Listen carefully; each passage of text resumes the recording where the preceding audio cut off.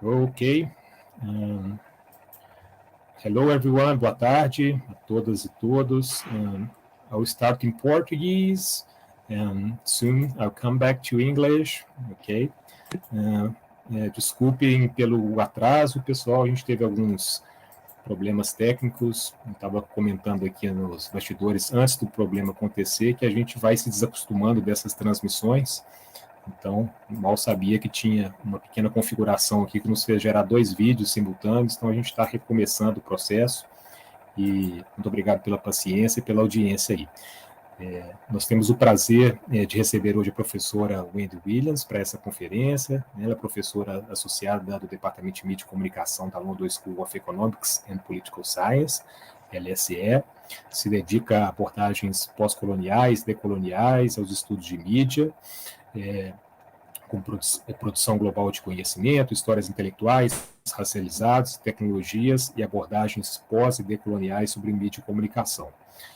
Coeditora o manuscrito Racialized Publics, Technology, Excuse me, Coloniality. Carlos. Excuse me. There, I can't send the link via chat, so I'll notice the people there. Natalia is helping me. Ok. Manda só o código e depois manda colocar o V. Eu estou mandando aqui.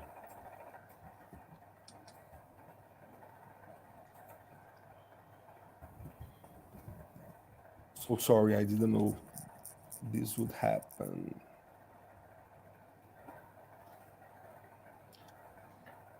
I'm going backstage again, so I'll talk to you via WhatsApp, Carlos, because so I don't have to enter the. I think now they can do it, because I sent here I broke the URL in 2 parts, so now YouTube will not recognize that's a different URL, I think. The URL part doesn't show in the chat, so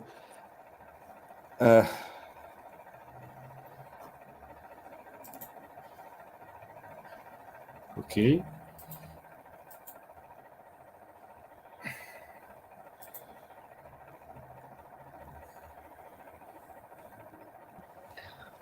Maybe one solution, if we cannot fix the whole YouTube thing now,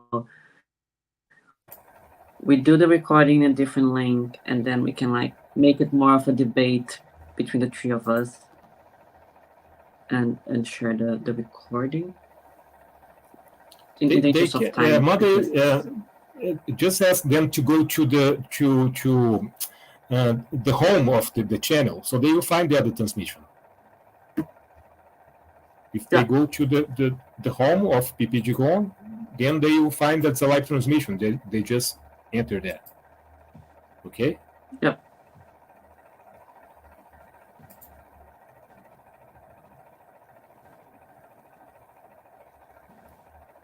They go to the home, then to live, or ao vivo, and then the URL will be there.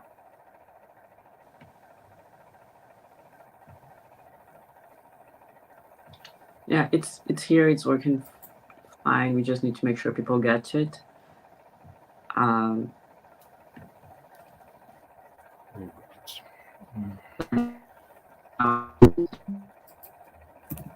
Maybe move on with assembly.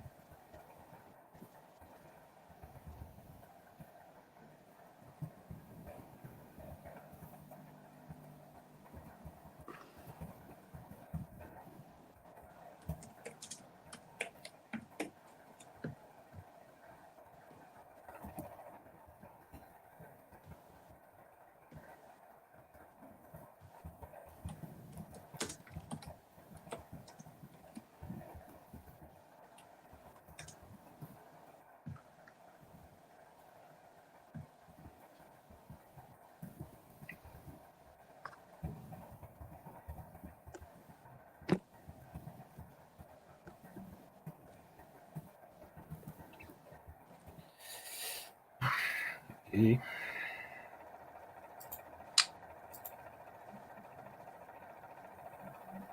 We move on. Okay, now it's working. Luciano is here, Leonardo is here. Okay. Yeah, people are joining. I think we can. Yeah. Okay. We can pick up from there, I think. Okay. People will find our way. Yeah, they have found. Okay. Again, for the last time. Desculpa, pessoal, pelos problemas técnicos. A gente deu um errinho aqui na programação da transmissão e criou essa... Yeah, they found their way. Pelo que eu estou vendo aqui no chat, os colegas e as colegas já estão conseguindo entrar aqui, então acho que agora já temos uma normalização dentro do possível, né? Bom, muito obrigado pela paciência, nós estamos aqui com muita alegria de receber a professora Wendy Williems, professora da London School of Economics and Political Science, para essa conferência.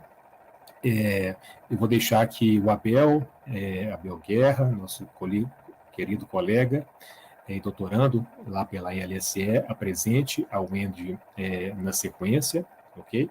Então, vou fazer uma breve abertura em inglês, considerando um público estrangeiro. A gente vai conduzir a conferência em inglês como programado, e depois as legendas estarão disponíveis. Ok? Muito obrigado. Okay, so now we are back here, and finally, I hope now it's working fine. We just, after the pandemic isolation, I think we forgot how to use this technical issues related to online conference.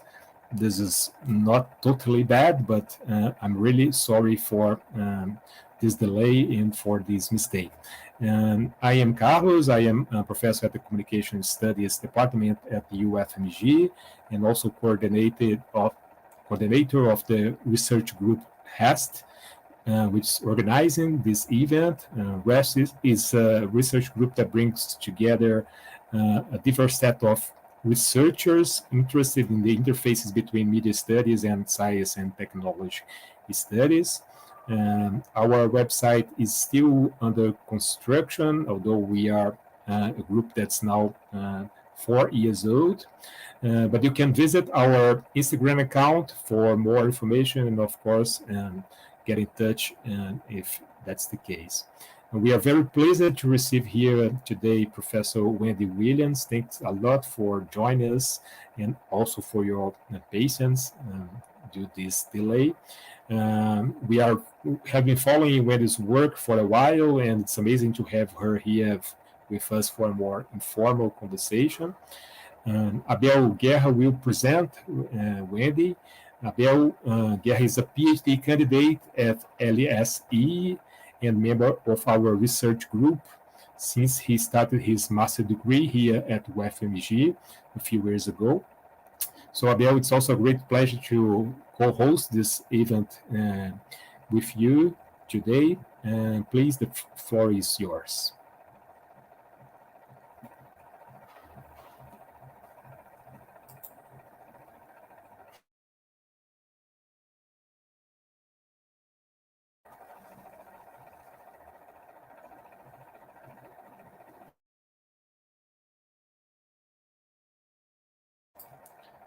I think Abel was frozen. Yeah. So I will briefly present Wendy in English. Okay. Seems that we are not lucky with this broadcasting today. Abel, if you're back, please just let me know, okay?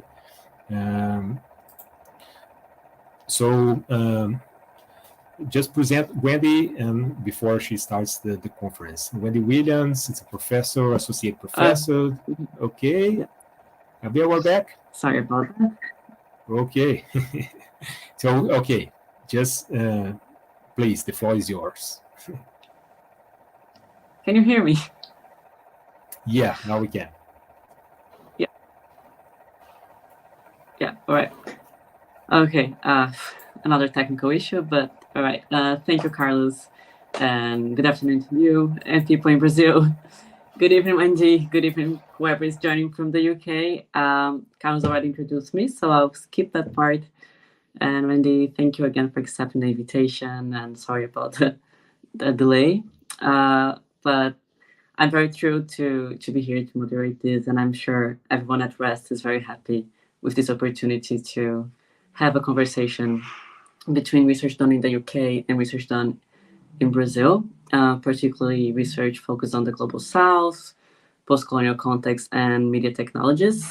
I'm very excited about this and very honored, considering that Carlos was my master supervisor, Wendy is now supervising my PhDs. And moving on, I also want to thank everyone in the audience, and also those who might join later to see the recording. Please put your questions and comments in the live chat, and we'll get them to Wendy at the end of the talk. And I'll briefly introduce Wendy and her work so we can move on to the most interesting part. Dr. Wendy Willems is an associate professor and deputy head of the Department of Media and Communications at LSE.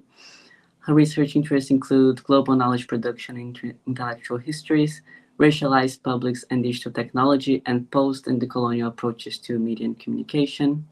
She is co-editor of Civic Agency in Africa, Arts of Resistance in the 21st Century, and Everyday Media Cultures in Africa, Audiences and Users. And she's currently finishing a monograph entitled Racialized Publics, Technology, Coloniality, and Identity, which we are all very excited for.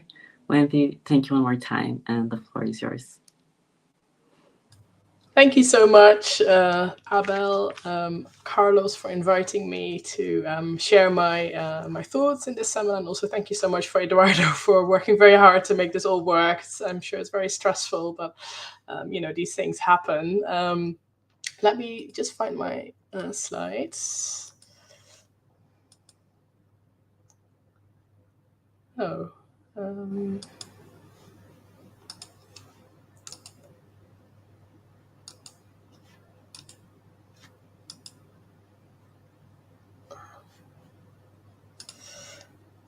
Let me see where they are now. I was able to open them fine earlier, but now I don't seem to see it. Oh yeah, there they are. Yeah. Okay, so I think we're ready to go. So welcome everyone. Good afternoon, boa tarde, and good evening to everyone else joining from elsewhere. So again, thank you so much. I'm really honored to be here, and really look forward to a discussion after this presentation. So I'll do my best to share some work in progress and some arguments that are part of the monograph that Abel and Carlos refer to, which I'm trying very hard to complete in the next academic year. So as Abel already mentioned, my interest is both in the history of ideas, intellectual histories, but also in the history of technology. And I look at these mostly from the vantage point of Southern Africa, Zambia, Zimbabwe, and South Africa in particular, where I've done research probably in the past 25 years. But I do this also as a European scholar. I'm originally from the Netherlands and have been based in the UK for the past 20 odd years, and had a small 3-year stay in South Africa at Wits University, where I was teaching in the Department of Media Studies. So in most of my work, I've tried to challenge kind of the parochialism of media and communications, which still remains very dominated by Europe and the UK in particular, and by the US. Like most case studies and books, still and kind of the canon that we use in our field draws heavily from these particular countries. And I've tried to push back against this and try to also look at, what internet studies looks like if we start from Southern Africa. And this is something that I'm very interested in, also in the broader politics of knowledge production. Increasingly, my research is shifting to Europe, but also looking at what Africa contributed to Europe. and making sense of that. And one of my recent articles looked at Habermas's theory of the public sphere and tried to reread that in the context of slavery and the slave trade, and try to analyze how Africa contributed to the emergence of the bourgeois public sphere that Habermas talked about in his book. So what I'm trying to do today is to kind of compare some recent debates on digital technology and colonialism, which much older debates in the 70s and the 80s on media and cultural imperialism, which I hope most of you will be familiar with. And I think what's also interesting about both sets of debates, that Latin American scholars have been very influential in shaping these debates, both in the 70s and the 80s, and also more recently through kind of decolonial approaches. So I really look forward to discussing this further with you. The questions that I'll be looking at are the following. So what might be revealed if we situate recent debates on digital technology and colonialism within the context of older debates on media and cultural imperialism in the 70s and the 80s? What were the key lessons from these debates that can inform more recent debates on digital technology? And is history, and particularly the history of intellectual ideas, media repeating itself, or are we learning something new from these new concepts and new theoretical approaches? So if we look at the intersection between colonialism and technology, we see that in recent years there's been a lot of work on digital colonialism and a number of other terms that I'll come to in a minute. And I think most of this emerged in internet studies, which a number of scholars found decolonial approaches very useful to make sense of the growing role of digital technology worldwide. So they moved from internet studies and sort of brought in some work from decolonial scholars and sort of applied that to the role of digital technology. But there's also some work that has emerged from post and decolonial scholars who, of course, are primarily interested in colonialism, but who reached out to look at the role of digital technology or technology more widely. And they looked at how colonialism or coloniality has been shaped by the digital and vice versa. So I think Rupika Risam's book, New Digital Worlds, is an example of the second move from post-decolonial studies to technology. And my colleague Nick Coldry and Ulysses Mejia's book, The Cost of Connection, is an example of the first kind of move that I described here. I would locate myself more on the left hand. So I've always been interested in colonialism and its impact on knowledge production, also how it's been reproduced through media discourses. And I, have been reaching out to internet studies and increasingly interested to look at the intersection of the two. So if we look at debates in the 70s, then we see that recent arguments on digital colonialism don't often refer back to these. And there are very few scholars that have made connections between the debates in the 70s and the 80s and the more recent debates. But they share many similar arguments and many similar approaches. There's perhaps some exceptions. There's an article by Miriam Arouk and Paula Chakravarti on the infrastructures of empire, where they do make connections between both debates and try to link them. And also in my teaching, I teach a course on media and globalization together with my colleague Terhi Rantanen. And there we often have made links between these two periods. And both of us are interested in both media history and the history of media studies. So it's something that we have extensively discussed with students, and I'm also grateful to them for inspiring some of the ideas that I'll be presenting here today. So some of the books, so these are some of the concepts that, of course, were invoked in the 70s and the 80s: media imperialism, culture imperialism, and electronic imperialism. And of course, this is a central debate, in the subfield of global media and communication studies, within which I situate myself quite strongly. And here are some of the books that were very influential in setting this debate. So Herbert Schiller's book, Communication and Cultural Domination, John Tomlinson's book on cultural imperialism, Thomas McPhail's book on electronic colonialism, and Boyd Barrett's book on media imperialism. Of course, many more articles as well that kind of shaped this debate. And here are some definitions that were used by these particular scholars. I'm not going to read out all of these definitions, but I think what you can see here, that a thread throughout these three definitions is the idea that the center kind of dominates the periphery and these unequal power relations between the global north and the global south. And also the kind of strong dependency on technology of the global south and technology provided by the global north, and the kind of lack of control that the global south has over technology and over media ownership and so on. And then if we move to the more recent debates, then we see many more concepts and definitions emerging. And these have particularly become influential, I think, in the last 5 years or so, where a lot of articles and books have appeared that try to coin these new terminologies. So digital colonialism, data colonialism, coloniality of data, information imperialism, techno-colonialism, Silicon Valley imperialism, algorithmic colonization, and AI colonialism. And here are some, but of course there are many more articles that invoke these terms, but some books and articles that have been quite influential.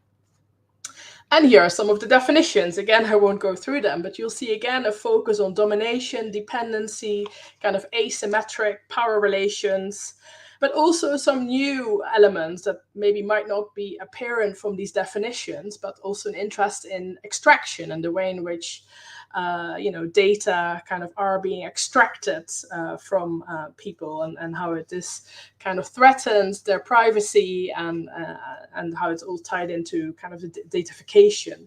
And of course, this is quite different from the earlier debate, which focused much more on kind of media texts, the idea of US propaganda kind of mediated through television programs and so on that shape people's beliefs. But the newer debate focuses more strongly on how technology becomes widespread into people's lives, and how it kind of subjects them to a number of different forms of control as well. Again, in both debates, the US comes out as one of the key power blocks, but increasingly also China through, its heavy, stake in digital technology as well, and in platforms, of course. So this later debate, just like the former one, is not just an academic debate, but has also been mediated through popular newspapers, through television, etc., etc. So it's also a popular discourse in some way.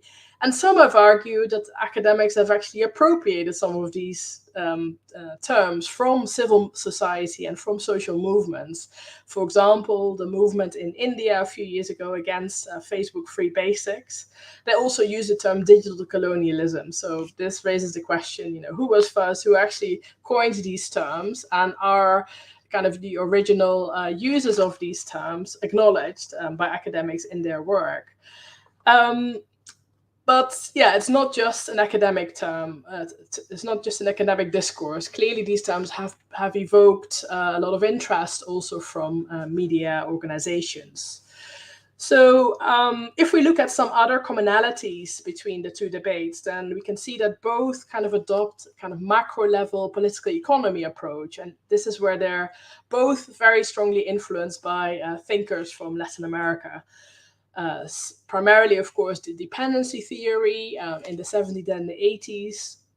So scholars like Andre Gunder Frank and Immanuel Wallerstein, who of course didn't explicitly talk about media, but who offered a center periphery or world system analysis model that media and communication scholars found very helpful to understand the kind of imbalances in information flows between the North and the South. And more recently, decolonial scholars such as Magnolo and Quijano have inspired kind of work on data colonialism and digital colonialism. And while not many of them have explicitly looked at technology, which I think is very interesting, internet studies scholars have increasingly appropriated their work and have found their conceptual apparatus very useful to make sense of digital technology. Another commonality between the two debates is, of course, the focus on transnational corporations, and which is now referred to as big tech, in relation to Amazon, Apple, Microsoft, Google, and Meta. So again, this is a similarity, but also, of course, corporations have become a lot more powerful, are seen to challenge nation states, and have also a very powerful lobby that perhaps was not there, or was just different in the 70s and the 80s. And of course, the nature of these corporations is also very different. Reuters did not have the same kind of widespread influence as Amazon, of course, had, just because of the nature of the industry. And as my colleague Jean-Christophe Plantin has argued, big tech is increasingly also operating as kind of digital infrastructures that are much more pervasive than, of course, the news agencies of the 70s and the 80s. Another thing that they share, I think, is sort of a strong engagement with policy and regulation. And of course, the media and cultural imperialism debate was strongly tied to the push for a new world information and communication order that was very much also taking place within the UNESCO structures and UNESCO conferences. It was backed up by the UN in a way, and even though maybe the push for the New World Order wasn't successful, it got a lot of support there. Of course, now we're in a different era where UNESCO is nowhere as near as powerful as in the 70s and the 80s, and where corporate lobbying has taken over. There have been some attempts to set up a non-aligned technologies movement, but perhaps the debate isn't as powerful or as well supported as it was in the 70s and the 80s by international organizations. So now I want to kind of raise 4 concerns, but also drawing on what we can learn from the critiques of media and cultural imperialism, of the debates that were taking place in the 70s and the 80s, which were, of course, strongly critiqued in the 90s, in the context of the emergence of globalization theory and also the phenomenon of globalization, where these concepts were seen to kind of lose relevance, and where we saw perhaps a new world order that could no longer be described through the center-periphery model, but which was much more complicated. So how can these critiques kind of inform the current debate? So I'll go through these one by one. So first of all, the concern with newness at the expense of continuity. So in a way, both debates have kind of an interest in the new, in new forms of power, primarily as they emerge through the US as a kind of power bloc, but also they're interested in conceptual innovation and in kind of coining new concepts, and these are largely seen as kind of important to explain what is going on, these empirical phenomena.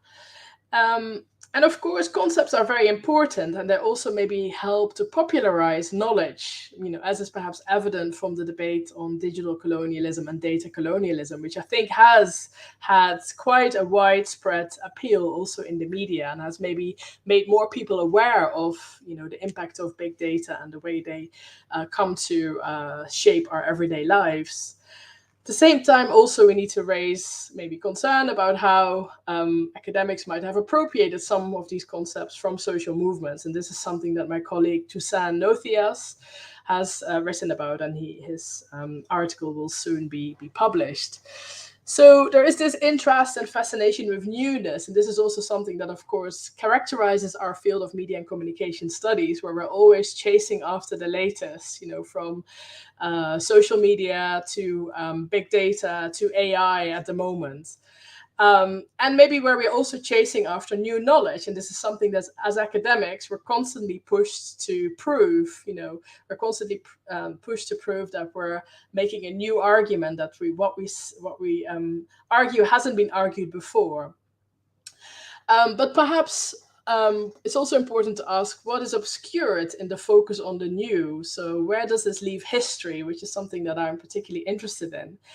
And if we argue that digital colonialism or data colonialism is a new phase of colonialism, for whom is colonialism new? For many, and particularly for Southern Africans, where colonialism is a relatively new phenomenon still, where many countries only achieved independence in the 70s and the 80s and even the 90s. And colonialism is still a very recent memory. So to argue that we have a new phase of digital colonialism perhaps doesn't explain very much in that particular context, or won't be very surprising to many people. So this is also something that was raised by in critiques of the concept of media and cultural imperialism. And in this book, there is a chapter by my former teacher, Annabelle Schreberny, who was really fundamental in my PhD program and who sadly passed away earlier this year. And she was a scholar of Iran. And again, she made this argument that by focusing on kind of new forms of imperialism by the US through these different news agencies, but also through other television programs, we kind of forget the earlier processes and carriers of Western culture. And what she refers to here is kind of the colonialism of the 19th century. So while acknowledging the powerful cultural impact of colonialism, Schiller's interest lay in documenting the rise of American corporate power and its ideological expansion. But this kind of masked and made earlier processes of colonialism largely invisible.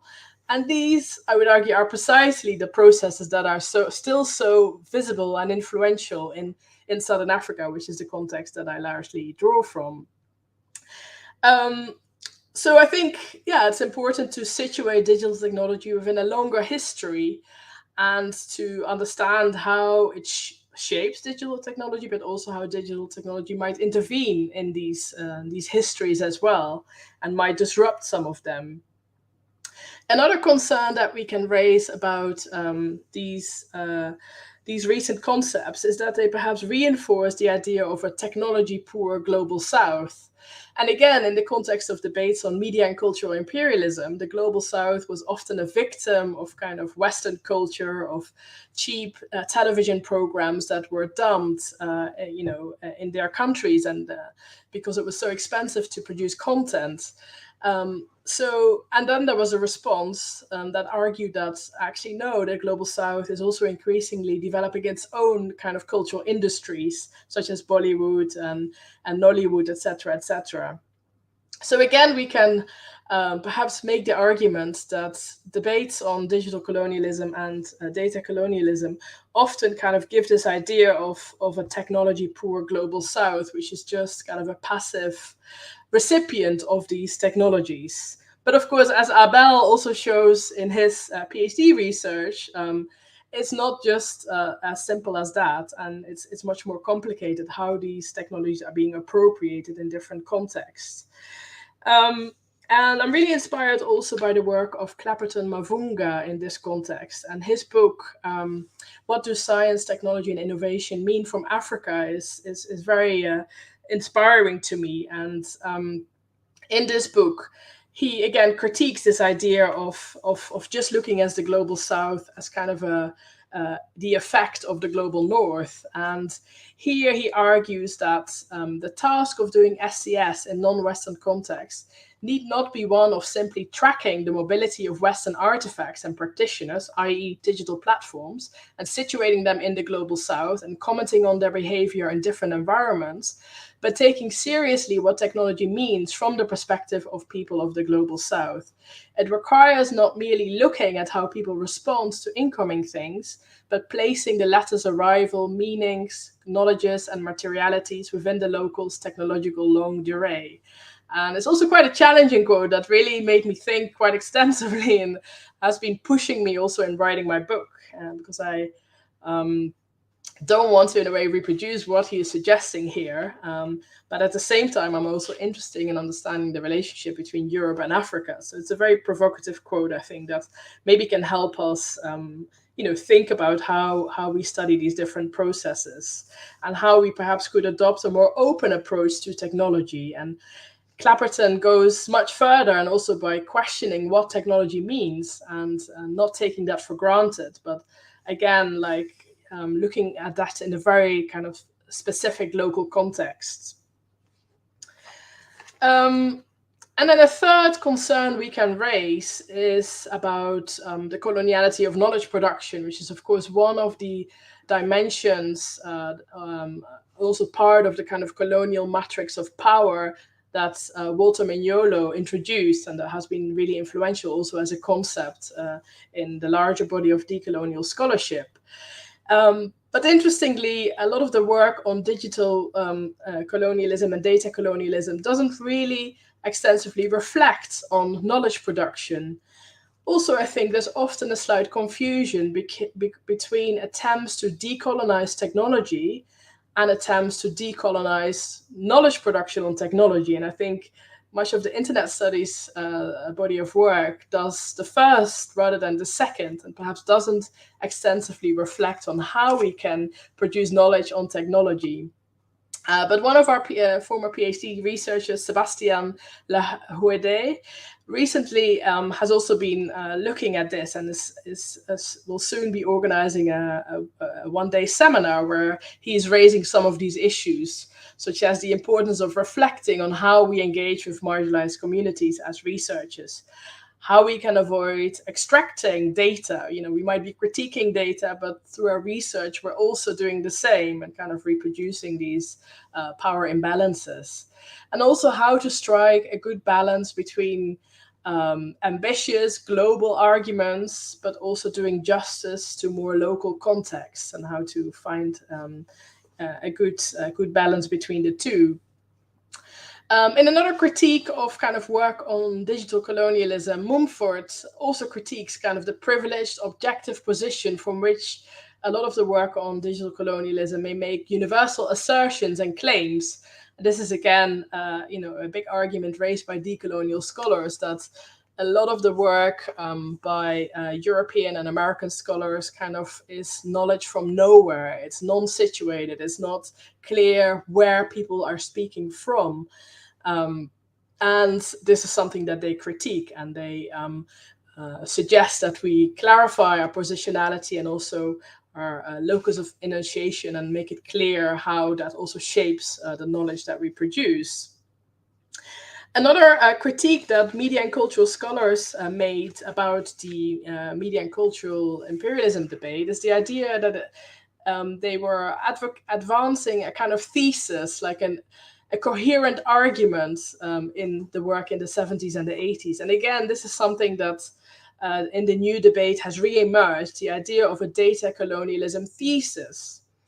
And perhaps the idea of a thesis suggests kind of a coherent body of ideas that forecloses other approaches, and that maybe closes down kind of a research agenda. And here's a quote from John Tomlinson in his book on cultural imperialism, where he sort of highlights this in more detail. So where he says, the major implication is to give what is said about cultural imperialism a sort of artificial coherence. It's to imply what it is, a coherent body of ideas shared by a group of theoretically specifiable speakers. And he suggests a more complicated approach, which looks at the discourses around this concept and the kind of differences as well between different scholars. And perhaps this is a more productive way of looking at it, and to kind of open up these concepts and look at different intersections that they may foreclose. And then the last kind of concern that I wanted to highlight is the way in which a lot of this work presents digital technology as colonialism. So how helpful is it to focus our attention on digital or data colonialism? Does it distract from other aspects of colonialism? Do these really all emerge from digital technology? For example, kind of the repressive nature of the state, different forms of violence, the kind of land grabs that are very important into current processes of extraction. It kind of somehow suggests that digital technology or digital colonialism kind of absorbs all of this. But can we relate all of these to the digital, or are they also somewhat detached from the digital? So does centering digital technology as a crucial force in the reproduction of coloniality perhaps overestimate it and kind of marginalize other forms of coloniality? does digital technology really drive coloniality, or does it merely have agentic powers, or is it also shaped by it? And to what extent has digital technology contested or disrupted coloniality? Is it all as bleak as some of the analysis suggests? So my small kind of intervention in this debate is just by changing one word, perhaps, and by not treating digital technology as a form of colonialism, but looking at the wider intersection between digital technology and colonialism. So digital technology colonizes us all, or reproduces coloniality. Is that indeed what is happening? Or are there also moments of freedom? Are there spaces for agency, ways to disrupt coloniality? And I think a lot of work in kind of US-based Black digital studies is already kind of showing more space for agency, ways in which marginalized communities are kind of challenging like hegemonic discourses, but maybe there's not as yet so much work on the global south in this regard. And this is maybe what we can contribute. So I just want to end with 2 examples and then really look forward to discussing this further with you, how we might research the intersection of digital technology and colonialism. And both examples are from South Africa. So one is about the discourses around the 4th Industrial Revolution in South Africa. And the second example is about the Roads Must Fall protests, also taking place in South Africa since 2015. So in South Africa, there's been a lot of excitement about kind of what the 4th Industrial Revolution might bring. And a lot of very positive media coverage. And this is also kind of echoed in government policy discourses. And here's a quote from South Africa's president, Cyril Ramaphosa, who says, during a digital economy summit, given what we know today about the potential beneficial impacts of the 4th Industrial Revolution, we must embrace this historic confluence of human insights and engagement, artificial intelligence and technology to rise to the challenges of poverty, unemployment, and inequality. This revolution must be harnessed and placed at the disposal of the program of transformation on which our country embarked in '94, which is when South Africa ended apartheid and became kind of independent, one can say. So what's really interesting, I feel, about this quote is how digital technology is kind of offered as a solution to coloniality, or to the remnants of colonialism. And these discourses are also backed up by universities, which have many research centers that kind of also embrace the 4th Industrial Revolution and are supposed to kind of upskill young South Africans and get them ready for this 4th Industrial Revolution. And again, media discourses talk a lot about readiness. How can we get everyone ready for this revolution as if it's, just passively happening and being brought to the country by external forces? And I think we also need to acknowledge kind of the hopes that are vested in technology, and particularly by formerly colonized countries, who are still very much locked into a unfavorable global, power structure. Because we can ask, what else is available to these countries? What offers can offer hope for a better future? And technology, of course, comes up high here. And also, of course, technology was really important during the colonial period, when colonial governments kind of constructed the West as superior, as kind of embodying technology, and the non-West as atechnological, as incapable of producing technology. And this also is a continued burden for former colonies to follow this example. And therefore, I think it's important to situate the digital within a longer history of colonialism to make sense of some of these discourses.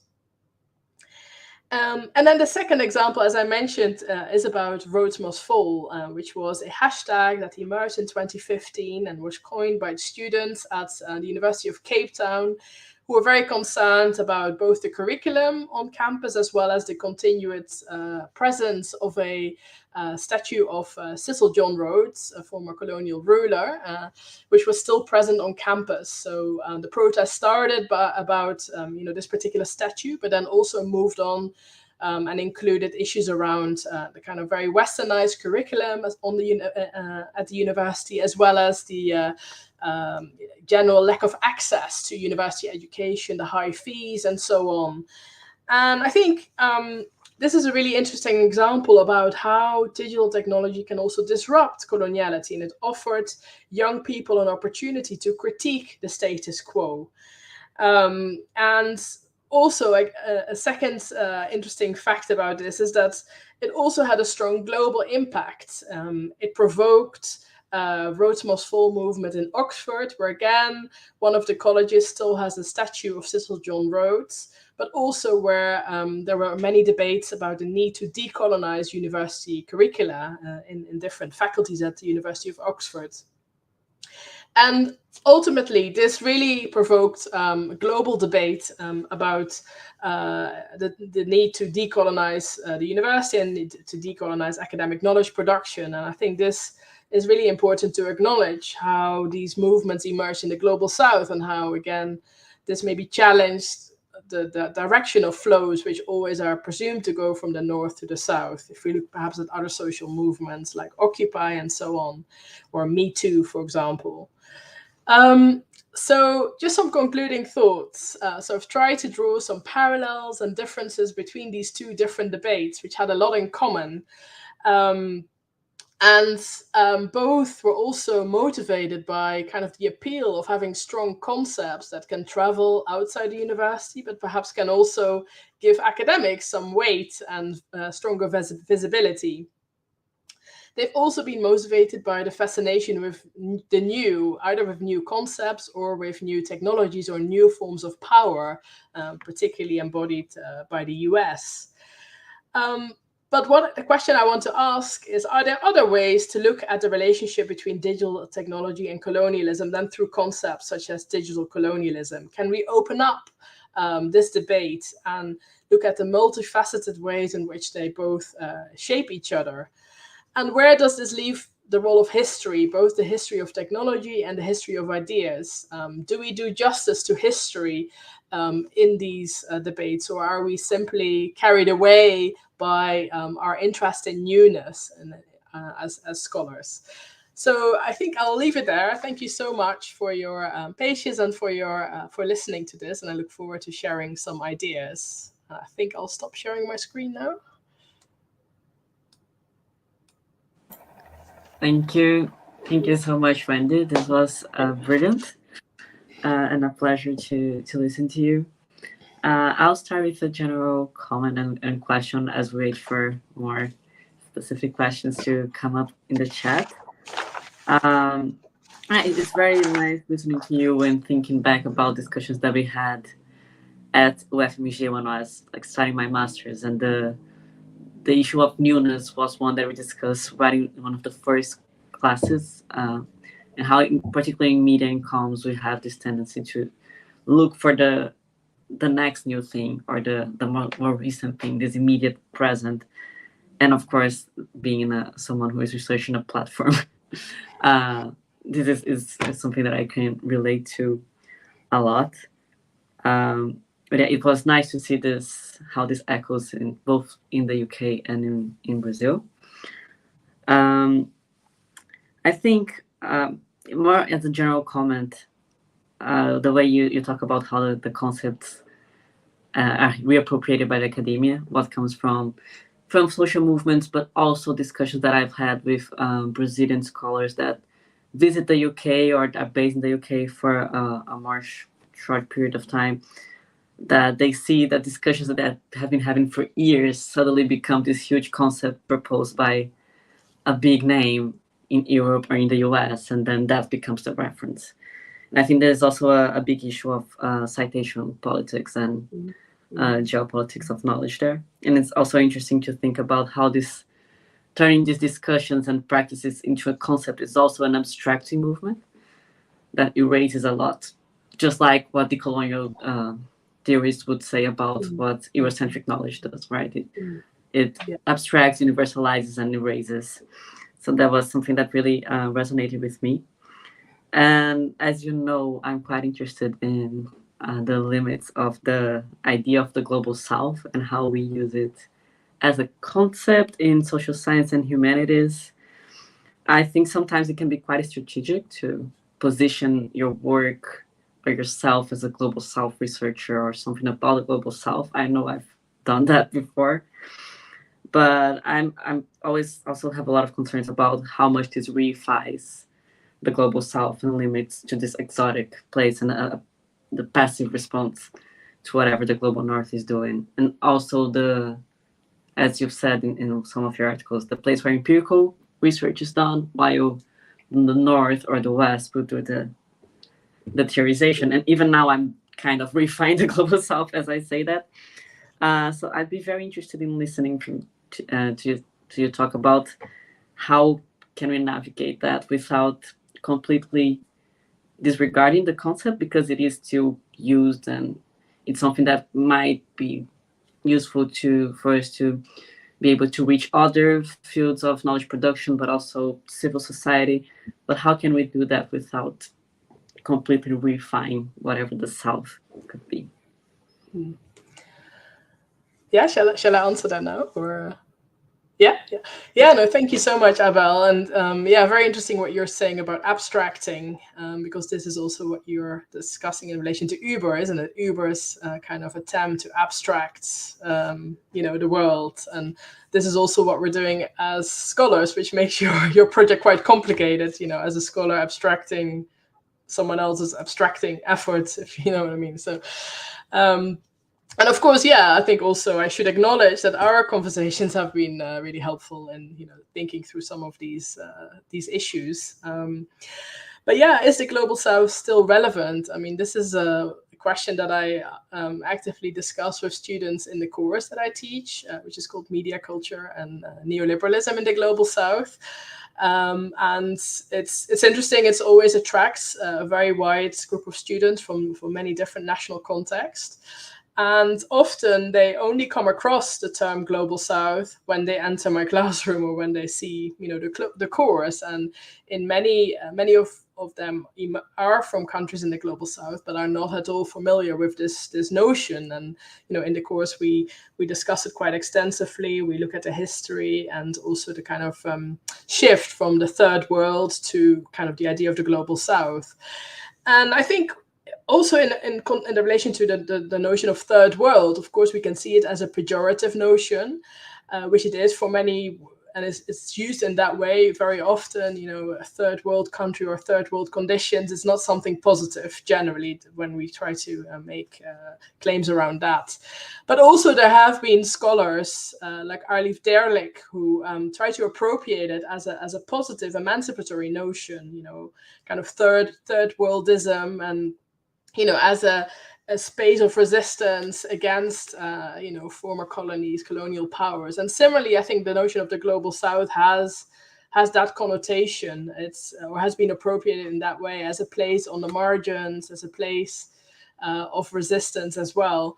But yeah, like you, I think I wrote an article on what's it called? Examining Media Culture from the Global South. I think it was published in 2014, also just after I came back from South Africa, where there was a lot of excitement about the Global South, mainly through the engagement of the BRICS, maybe similarly as in Brazil, also a lot of academic research projects between South Africa and Brazil, South Africa and India, supported by the government. So I think, yeah, and also it was a time when the Comoros produced their book on theory from the South. So I think I was inspired by some of those debates, also having been located in a university in the Global South. But I've always also questioned, indeed, this kind of potential to also orientalize the Global South. And in my course, I always actively ask the question whether we should have the course in the first place. Do we need a course specifically focusing on the Global South? Or ideally, should the Global South not be incorporated into all of our courses? And this is now an ongoing conversation that we've had in the department in the last few years, also in the context of debates on decolonizing the curriculum, that we need to have more, global case studies in our courses. So maybe that's kind of would end the need for a course on the Global South. But at the same time, it can also be quite liberating to to just be able to talk about the global South, and to just because there are many commonalities, and I think in the course students always recognize themselves more in the readings than maybe in other courses. So yeah, I think there is this tension between indeed the potential to exoticize and orientalize and to kind of reproduce this idea of a place of difference, but at the other hand also kind of feeling of maybe liberation of being able to talk about shared experiences of what it has meant to be to have been subjected to colonialism and to still experience, the kind of power of key global, global centers. So, but yeah, I think in my work, I'm probably less and less engaging with the notion of the global South. Increasingly, I also ask myself, what does Africa mean to Europe? And I'm interested in a way in the kind of maybe over-representation of colonialism in Southern Africa, where everything often is derived or is seen as a product of colonialism, and sometimes is also abused by governments, who kind of have this kind of exhausted nationalism of talking about how colonialism, ruined the country. But at the same time, also an invisibility of colonialism and slavery in Europe, where we do not acknowledge how this has been able to bring us to where we are now, and where that's completely made invisible. Although, of course, more recently there have been more and more debates about this. But I'm also interested in kind of exposing the silences, and at the same, and also sort of acknowledging what, how Africa might have contributed to Europe and made certain things possible. Sorry, that was a long answer. I don't know if that answered your question.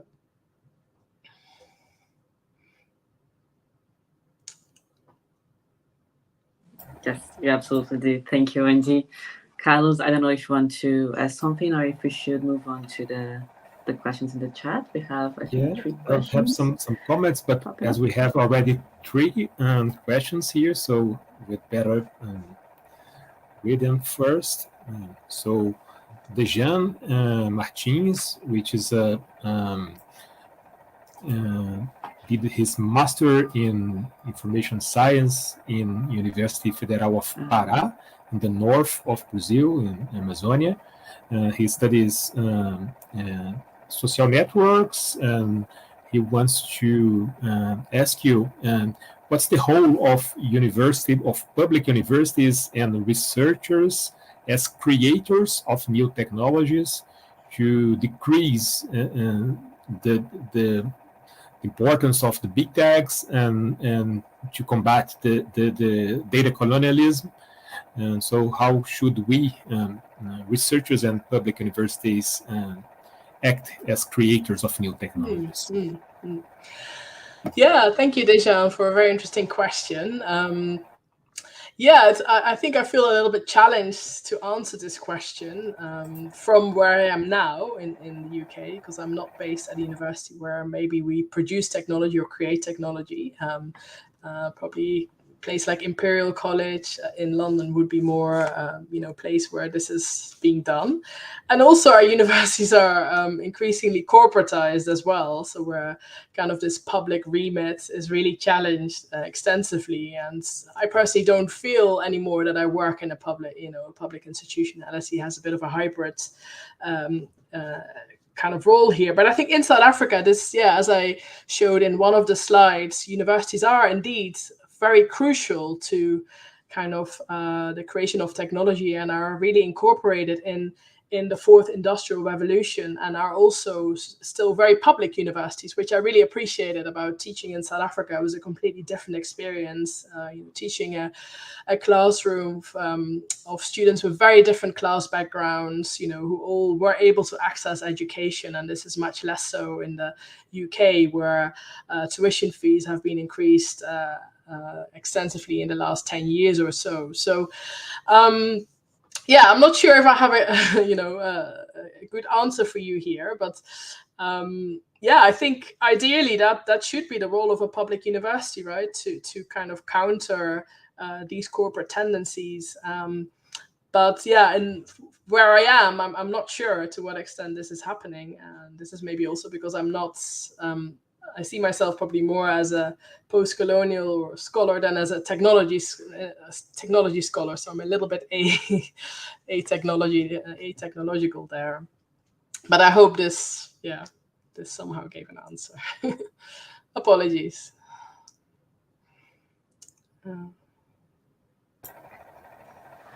Should I read the next question from Luciana?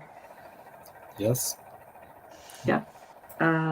So Luciana, who is a professor at UFMG, thanks you for the excellent synthesis. Her question is there action beyond research, concrete decolonization action in the field of technologies for greater justice and effective transformation in relations between North and South? Mm-hmm. Yeah, thank you so much. Combo of two questions, maybe? Yeah. Sorry, Abel, did you want me to answer this question already? Go ahead. There was a delay, but go ahead. You can answer this one. Okay, yeah, great, thanks. Yeah, thank you so much, Luciana, for this question. Yeah, so I'm not sure there is a lot of kind of concrete action in at a global level or transnational level to kind of counter the power of some of these big tech companies. I think there are trade unions which organize perhaps Amazon workers and try to kind of contest the practices of Amazon. There are other projects like the Fair Work, right? Fair Work kind of network that I think Raphael Groman, who is I think known to many of you, is also part of, which challenges the kind of platform labor and so on. And then there's the project that I mentioned about the non-aligned technology movement. That's I think also my colleague Nick Coldry and Ulysses Mias and I think Paula Ricarta all part of. But I think, it's not to the extent as maybe the activism that was taking place in the 70s and the 80s. I'm not sure. I wasn't around. Well, I was around by then, but I was too young to be able to learn more about it. But of course, that was backed up by the UN or by UNESCO institutions. So I think it had a much higher profile. And I think the kind of corporatization of digital technology and the changing nature of the internet has made these platforms hugely more powerful and has made the corporate lobby so much more powerful that it's much harder to resist. So I'm not sure we see like very effective resistance. I mean, I'm also thinking about platforms like the World Social Forum that were around and that have kind of disappeared, where maybe we could see kind of transnational movements emerging that would join up efforts to resist some of these platforms. But I'm not quite sure what happened to the World Social Forum, but it's also kind of a platform that I think was quite powerful, but has kind of been lost in recent years. But I would love to hear from others who have other examples in this regard that maybe I'm not aware of. But I think a lot more probably needs to happen in this area. Thank you, Wendy. I don't know if we lost Carlos. He's back. And now Leonardo Melgaço, who was also in the master's at UFMG with me, is now a teacher at the university in our city. He's asking about the shift of the financialization, the financial technical investment in digital infrastructure development from public power to the private sectors, which he considers concerning. And he asks, based in projects like True Africa with Facebook or Meta participation, how can theoretical and empirical imaginaries discussions help overcome real-time material challenges? Thank you, Leonardo, for your question. So how can theoretical and empirical imaginaries help overcome real-time material challenges? So how I'm trying to kind of it's quite a complicated question, I think, trying to make sense of how to answer it. So Are you referring to the concept of imaginaries, or so by studying imaginaries, how that can help to overcome material challenges? Yeah, that's an important question. So in a way, why is it helpful? And yeah, maybe this is where my research sometimes falls short a little bit, because I think a lot of my interest is in knowledge production, right? But I don't always make direct links with how to change, the field of technology. It's more how to kind of look at the world through a different way, or through the lens of Southern Africa. But I don't necessarily have a solution for the question of technology, and maybe also because I don't see myself located very strongly kind of in internet studies, and maybe I lack the knowledge there as well. So yeah, I think socio-technical imaginaries has been a very useful concept to make sense of the discourses around technology.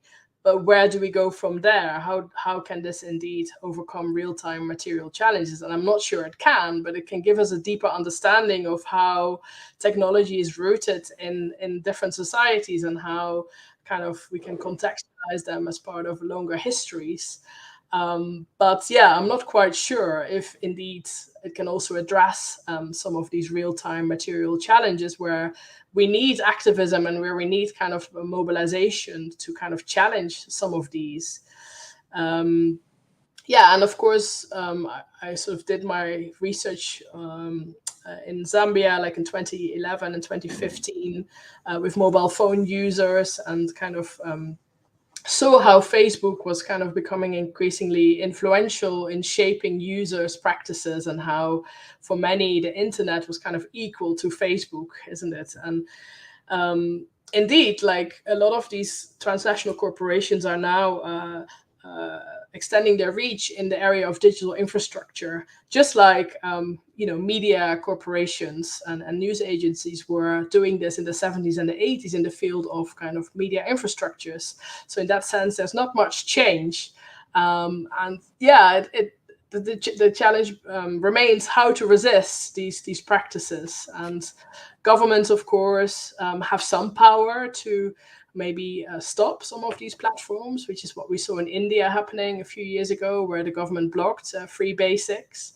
But when I spoke to the regulator in Zambia, and when I asked them about free basics, because actually Zambia was the country where they piloted free basics, they said that there wasn't a process. Facebook was just allowed to kind of start their business there, and there was no kind of any kind of regulation around the introduction of free basics.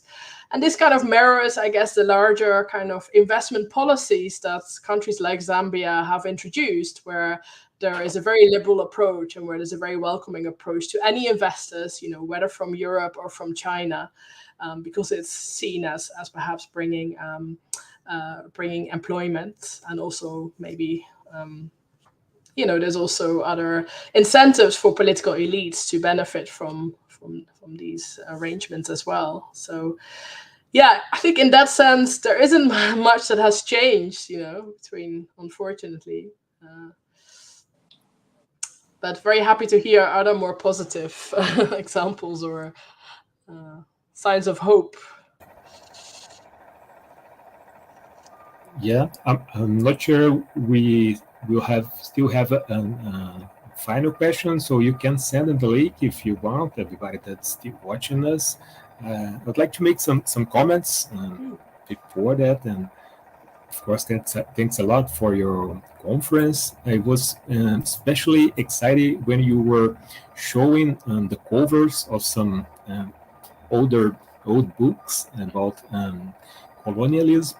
And I was asking myself which books we read on these in the 90s when I studied. I was in the undergraduate, and I remember the How to Read the Donald Duck, which was like, I think maybe the most famous or more example of the kind of media how media was debated in the 70s. So I googled here very quickly. So this book was wrote in 1971. I didn't remember that. So it was written first published in Chile. One of the authors, Dorfman, is from there. Chile was in a very specific political moment, still with Salvador Allende as a president. Then he would be killed and to start the military dictatorship. So in all the discussions about the U.S. imperialism, I think this was a singularity. So it was very focused on the U.S. The problem, as much as I remember, Europe or the West was not taken as a problem at that time. But what I would like to ask you is, for us, the how to read the Donald Duck and similar productions are very connected to the old concept of culture industry from Adorno and Horkheim. So, I may say that it's hard to think the connections between media studies and colonialism in Brazil, how this was studied in the past decades, without mentioning this perspective of Frankfurt authors. So I'd like to say, to what extent does this concept also appears in the books of that you were researching, the authors' perspectives, or if more singularity of how the Brazilian media studies were conducted in the past decades. Thank you. Yeah, so the concept of cultural industries, right? Thank you. Yeah, and indeed, I think my colleague Terry Rantanen normally talks about this book, How to Read Donald Duck, and I believe it was also banned in Chile when it came out. It was quite controversial. I believe this is what she normally mentions in her lectures. The Frankfurt School. It's an interesting question how it links with this debate on media and cultural imperialism. I think less so, isn't it? I'm not sure if they intersect that much, because I think the cultural imperialism debate really draws more from kind of dependency theory and kind of Marxist analysis. And also the global elements are really important, isn't it? Which maybe are not so extensively addressed by the Frankfurt School, which is also more about audiences, or kind of makes these assumptions about how audiences may be kind of influenced by popular culture and so on. But it's an interesting question. I think this debate comes somewhat after the Frankfurt School, but it's still very much part of the canon as well of media studies, isn't it? All of us go through these debates probably in our undergraduates, Frankfurt School, media and cultural imperialism debates, and sometimes maybe we also simplify them or reduce them into kind of stale arguments. But I think there's probably a lot more to say about, and it will be interesting to go back to some of these debates and do kind of archival work around them. And also the Frankfurt School, I wrote a little bit about them in my article on Habermas, in the context of rereading Habermas in the context of slavery and the slave trade. And I was interested in showing also how kind of colonialism is kind of not really taken seriously by the Frankfurter School, because they are so invested in studying Nazism, or they're so shaped by the kind of world wars, and this is what is their reference point. And they don't, for example, make connections between the Namibian genocide, which is getting some media attention or some attention, I think now again, as being one of the major genocides, of the 20th century. And they don't make connections between that genocide, for example, and the Second World War or the First World War. So that is also interesting, I think, if we think about how maybe if I reverse your question and I don't ask like how the media imperialism debate links with cultural industries, but if I ask how did the Frankfurter School engage with debates on colonialism, I think they didn't. They largely ignored them. Yeah, I do agree with you. They didn't, but I think that some scholars, or a lot of scholars here, have tried to make this bridge, just trying to adapt the concept of cultural industry to understand the American or the U.S. imperialism and how, what this gap between these two industries. Okay. So the concept was adapted, but there was not at that time an emphasis, or even the word colonialism was used so often. I'd say that imperialism would be the word that connects, and also this idea of the cultural. There was not so, people was not so worried with technology, with infrastructure, and so what was at stake was the products, the contents. Yes, absolutely, and that's really interesting. And of course, also here, we might be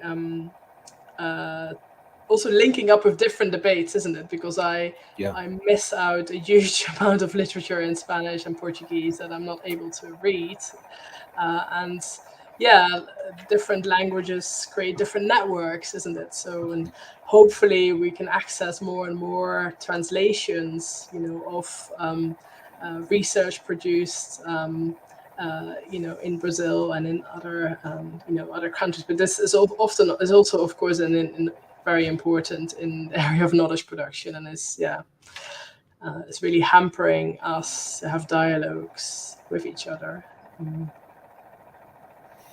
Sure. Yeah, that's the goal.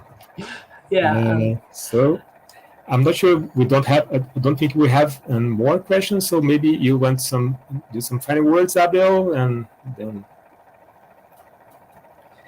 Well, I would just like to thank everyone one more time. This was a very fascinating talk, and the debate afterwards also equally fascinating. So thank you everyone for your questions. Thank you, Carlos, for inviting me to co-host this event, and thank you so much, Wendy, for your patience and for sharing your work with us. It gave me a lot to think about about my research and rethink a lot of my process in media and comms until now. So I'll get back to both of you on that at some point. Thank you very much, everyone. And if you want to say any final words, please feel free to. It was a great pleasure, and hope we can continue the conversation at some point in person. Love to chat more, and also really interesting to hear how these debates maybe resonate in Brazil. Because again, there are debates that are very alive in the UK, but maybe there are other concepts that are currently doing the rounds in Brazil that I would love to learn about as well. So, but thank you so much. It was an honor to share my thoughts. Thanks a lot, Wendy. We definitely continue this dialogue, this cultural and political exchange, and academic, of course. Thanks a lot for joining us, for your patience, and I also thank everybody that was watching us. Okay, see you all next time. Thanks everyone for the great questions as well. Thanks a lot, and thanks Eduardo for all the technical and support. See you. Bye.